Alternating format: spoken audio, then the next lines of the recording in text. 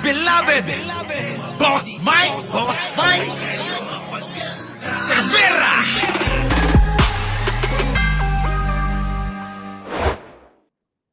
Ng Bongbong Marcos ang ceremonial turnover ng mga pabahay para sa mga Eto mga kababayan, natandaan nyo ba yung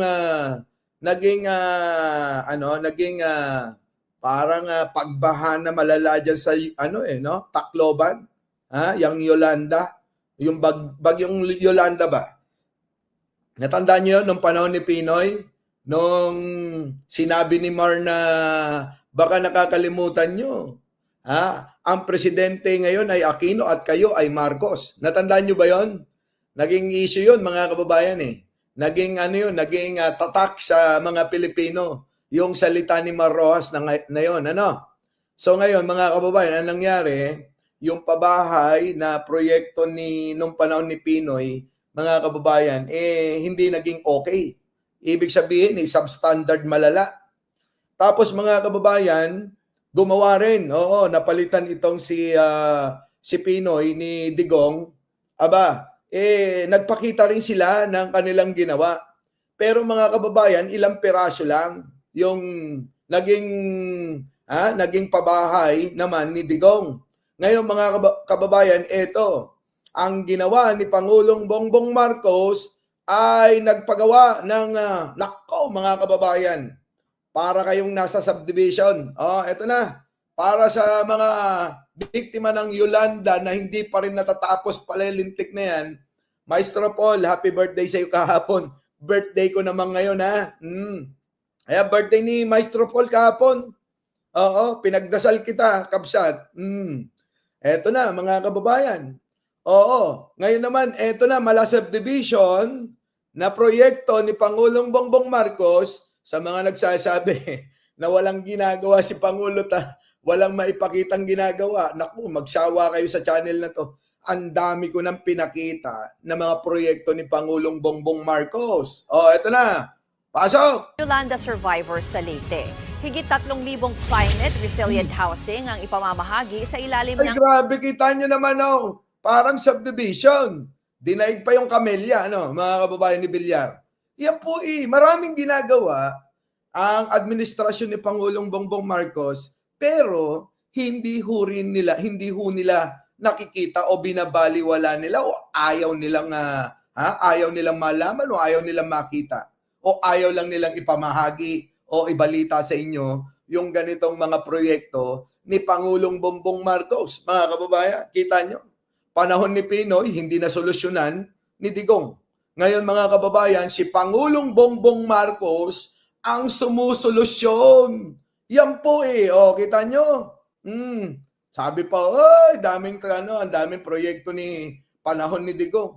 Nasaan? Bakit yung mga proyekto na dapat gawin na ni Digong dahil sa sandamakmak na inutang ng Pilipinas noong panahon ni Digong, mga kababayan, ay halos wala tayong makita. At ngayon mga kababayan, meron na naman propaganda, pag-ingatan ninyo.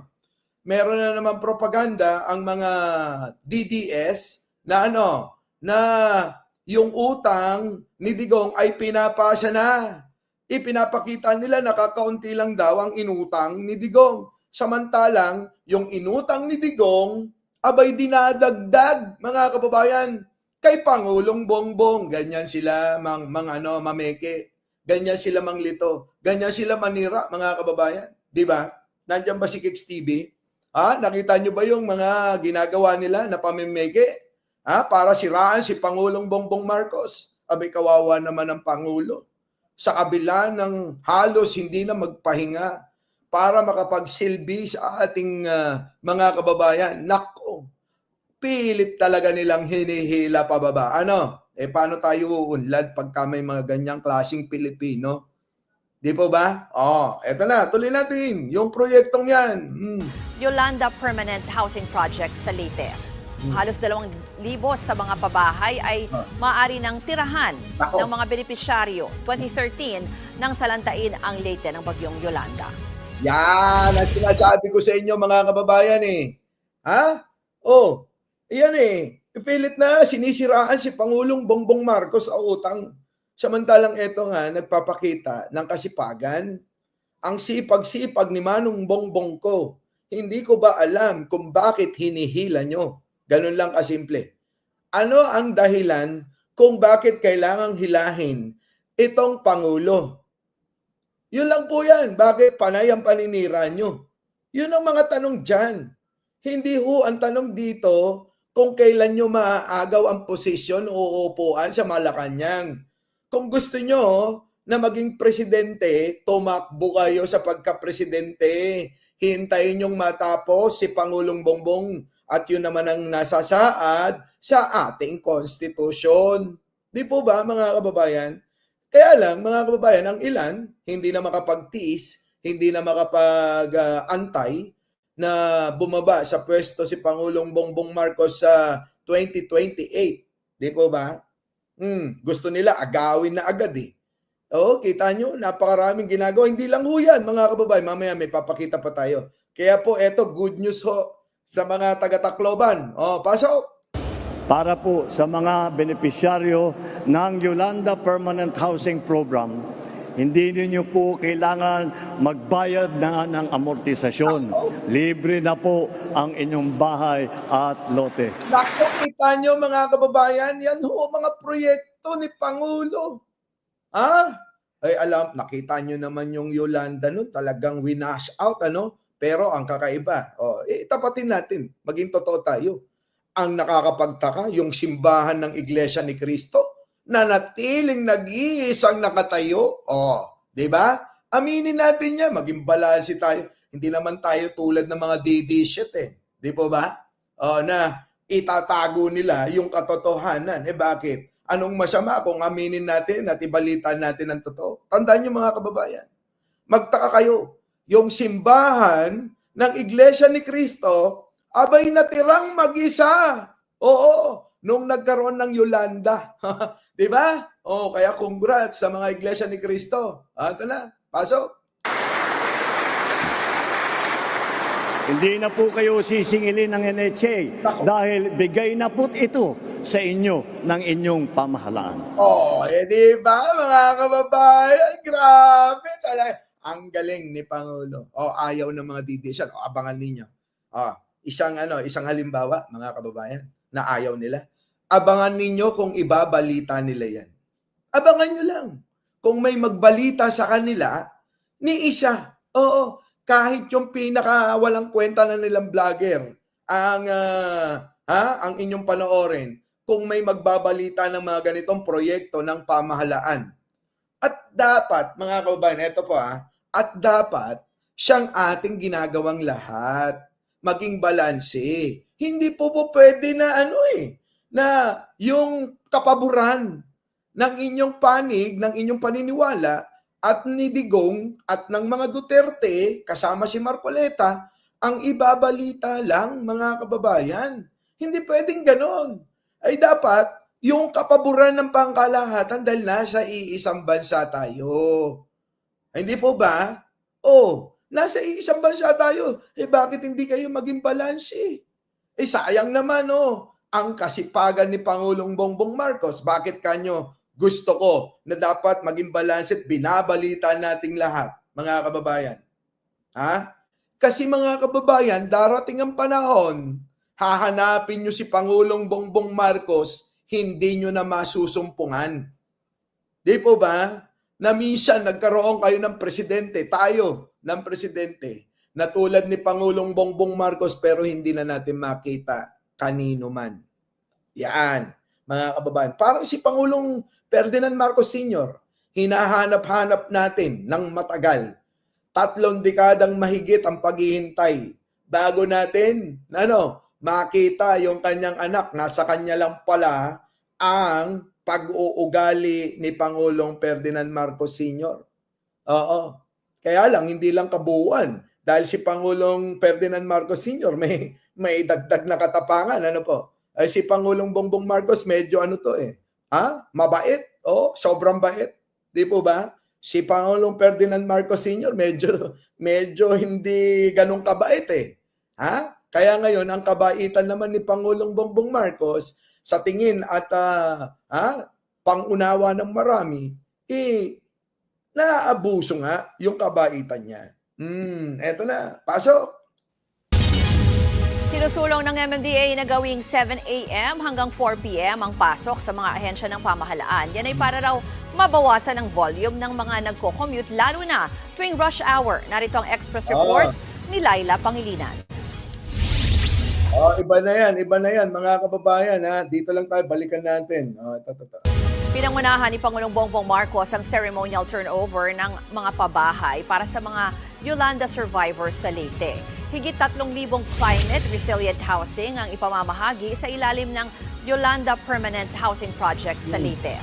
Halos 2,000 sa mga pabahay ay maaari ng tirahan ng mga benepisyaryo. 2013 nang salantain ang Leyte ng bagyong Yolanda. Nako, ayan na mga kababayan. Eto, sabihin, siyempre talagang magbubuhos dyan ng proyekto yan. Taga dyan si Taga dyan si Pangulong Bongbong Marcos yung nanay niya taga Leyte Di po ba? Ha? Ganun ang mga idudumi na naman ng mga taliwas ang utak. Sasabihin nila, siyempre taga dyan eto nga. Tandaan nyo, laging na babatikos. Si Pangulo nyong Digong taga Davao hindi man lang nasolusyonan yung baha doon mismong doon. Hindi man lang nasolusyonan yung traffic doon. Kita nyo mga kababayan? Di ba? Ang pangit naman nun. Bibiroin mo, taga dyan ka. Naging presidente ka. Ultimo, mismong bayan mo, hindi mo na ayos. Samantalang, binuhusan ka. Binagyo ka. Binaha ka ng sandamakmak na pondo. 51 billion ang pondo ni Pulong sa kanyang distrito noon. Pero bakit ganon? Para bang tila walang nangyari sa mga hiniling, sa mga pinlano para sa mga baha. Di po ba? Yan po ang nakakapagtaka. Ang sama-sama. Naging presidente ka, binuhusan mo, binaha mo ng pondo yung iyong bayan, abay walang nangyari. Kaya nga mga kababayan, marami ngayon ayaw sa mga Duterte. Bakit? Wala naman talagang nangyari nung panahon ni Digong naging presidente siya.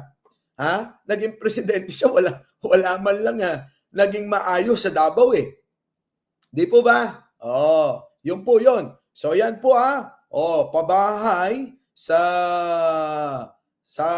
Leyte.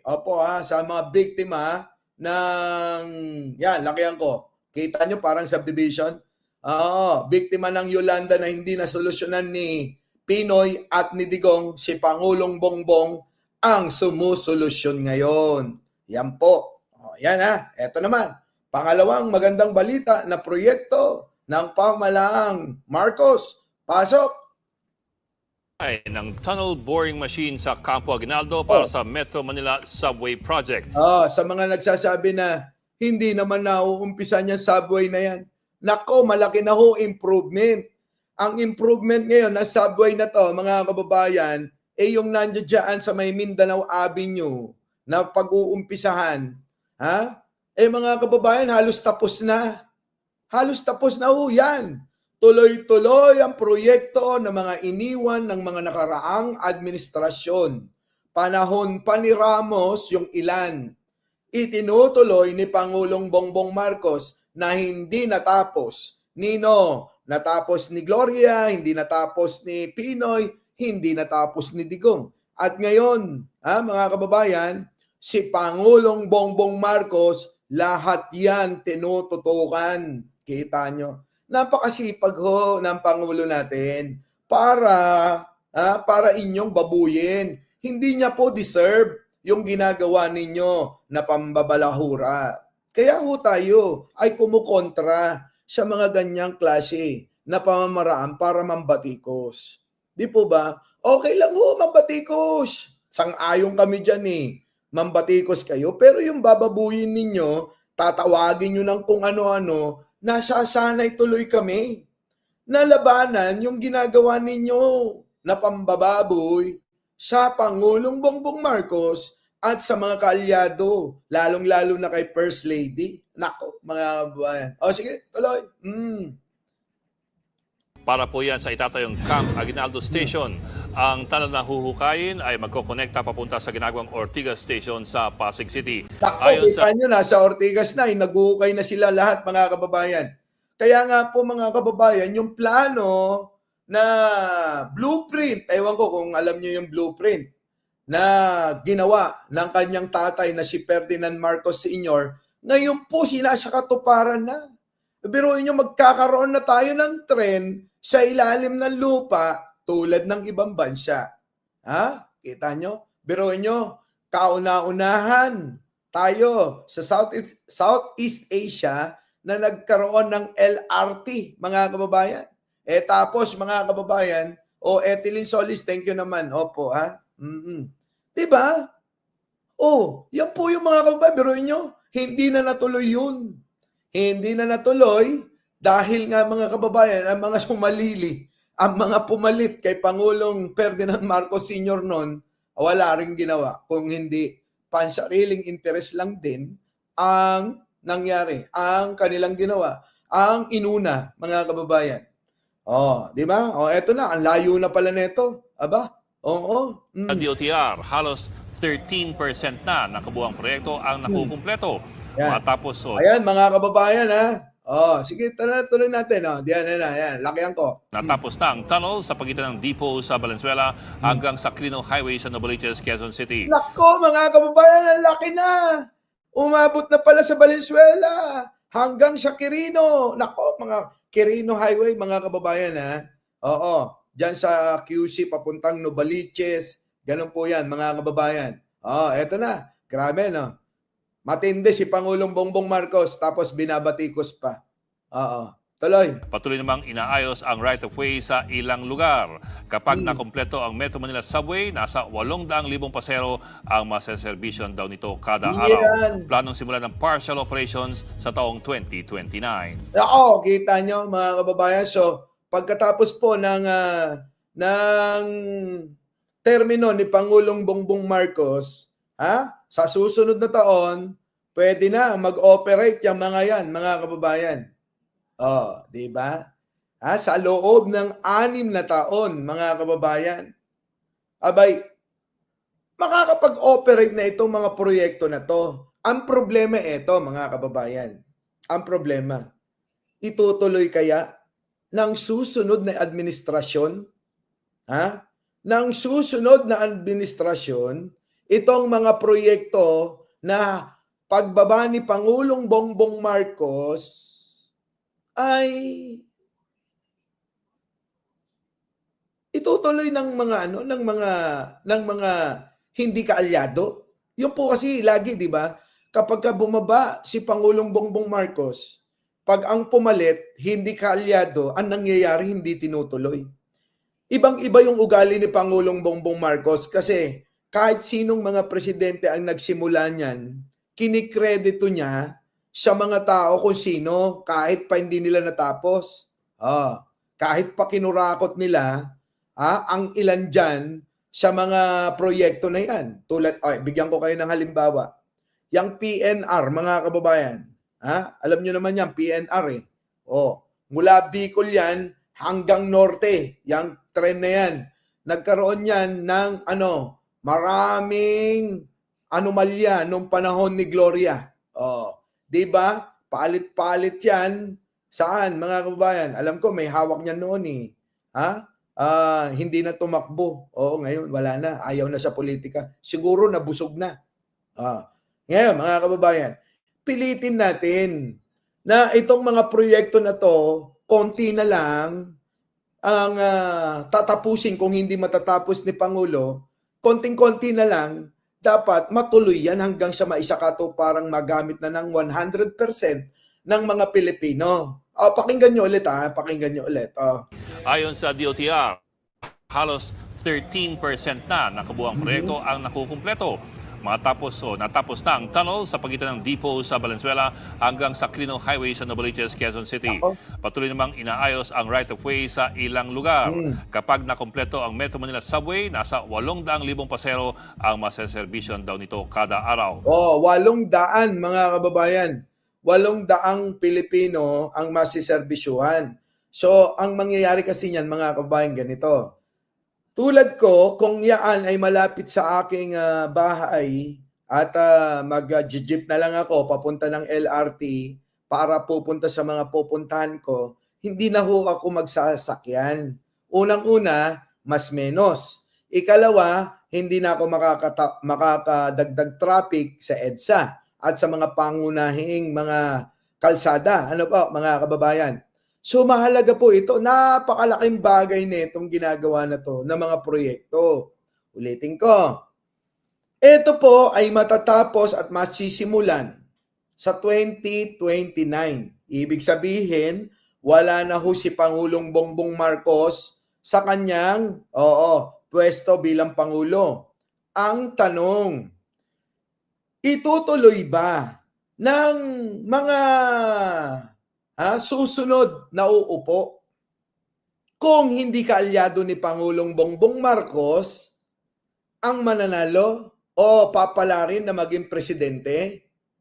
Kita nyo, yun po yung malaking tanong dyan kung itutuloy nila. Dahil natandaan nyo, nung panahon ni Pangulong ni Pangulong Ferdinand Marcos, maraming na-pending, maraming pinahinto, maraming pinasara na proyekto ni Pangulong Ferdinand Marcos noon. Alam nyo siguro yan. Opo, no? Halimbawa, Bataan Nuclear Power Plant. Kita nyo? Pinahinto ng gobyerno ni Cory. At yung mga iba pa na nakaplano na proyekto ni Pangulong Ferdinand Marcos Sr. noon, hindi ho mga naituloy. Bagkos, pinagbebenta itong mga property na to naman nung panahon ni Ramos. Di ba? Alam niyo yan. Hindi na natin iisa-isahin yan para hindi tayo tumagal. Sige, tuloy na natin to. Planong simulan ng partial operations sa taong 2029. Ayan. Partial operation na ho sa 2029. Ibig sabihin, 2029, ang plano ay maumpisa ng magamit ang ilang mga serbisyo netong mga proyekto na to. Tuloy. The only way really to substantially solve a traffic problem in a mega city, in a highly urbanized city, is actually through the rail system because it is the fastest, most efficient, safest, and affordable, environment-friendly. Sabi, safest. Pero yung mga DD shit, sabi nila, paano kapag bumahayan? Kasi ito subway, mga kababayan, nasa ilalim ng lupa ito. Baka nalilito ho yung ilan. Ulitin ko lang, liliwanagin ko. Ang subway po ay nasa ilalim ng lupa. Dadaan ng tren, hindi nyo makikita sa labas. Wala sa ibabaw. Wala sa itaas, hindi naka-elevate, kung hindi nasa ilalim po ng lupa yan. Tulad ng mga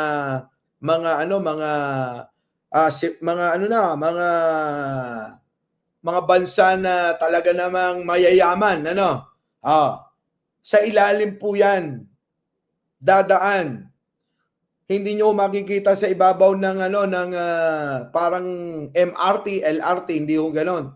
Nasa ilalim po yan, dadaan. Kita nyo? Lalim, Tapos po, ng mga kababayan, ang mga banat naman ng mga DDS, nako, paano yan? Paano yung proyekto na yan? Bahain ang Maynila. Di pagka nagbaha, di malulunod daw yung mga tao sa loob. Hey, nako, makapanira lang kasi mga kababayan. Kita nyo? Gumagawa na ng proyekto si Pangulong Bongbong Marcos, etong mga hinayupak na mga DDS, abay, sinisiraan na yung proyekto na yan ni Pangulong Bongbong Marcos nyo, pag bumaha, Lagot daw yung mga yung mga taong sasakay doon sa subway. O, kita nyo? Ganyan sila manira. Pinag-isipan, planuhan, at talaga namang masusi ang ginawa nilang pagbubusisi para maligtas po tayong sasakay diyan sa subway na yan. Oh, kaya nga ho ang Pangulong Bongbong Marcos hindi natigil sa kaagawa ng kaparaanan sa iba pang proyekto na makakaapekto dito sa subway na to. Ayaw nyo ba yan? Ang Pangulong Bongbong Marcos ang siyang pinakamasipag na naging Pangulo natin mula nung nawala yung kanyang ama. Aminin nyo na yan. Hindi naman kayo makukulong tulad ng ididimanda ni Torre. Aminin nyo na. Walang ibang pinakamasipag na naging Pangulo tayo. Oo. O Rambo, thank you naman. Kundi si Pangulong Bongbong Marcos lang. Yung iba naman, wala na daw sa subway kasi napunta na daw sa... Ayan na nga, sabi ko nga sa iyo, Kex TV. Yung kanilang paninira Di ba, Marian? Maxi? Ganyan sila. Kaya wag ko kayong magagalit kung kami minsan nasasaktan sa mga maaaring ikakapahamak ni Pangulong Bongbong Marcos. Ang pinaka the best dyan manuri na lang at aminin natin na minsan merong pagkakamali. Tuloy! Way of transporting as many people as possible in the shortest possible time. Chris Jr. Sinimula na Thank you naman. Thank you Di ba? Yan mga kababayan. Yan ho yung mga magagandang proyekto at magandang balita. Our beloved Boss Mike Cervera.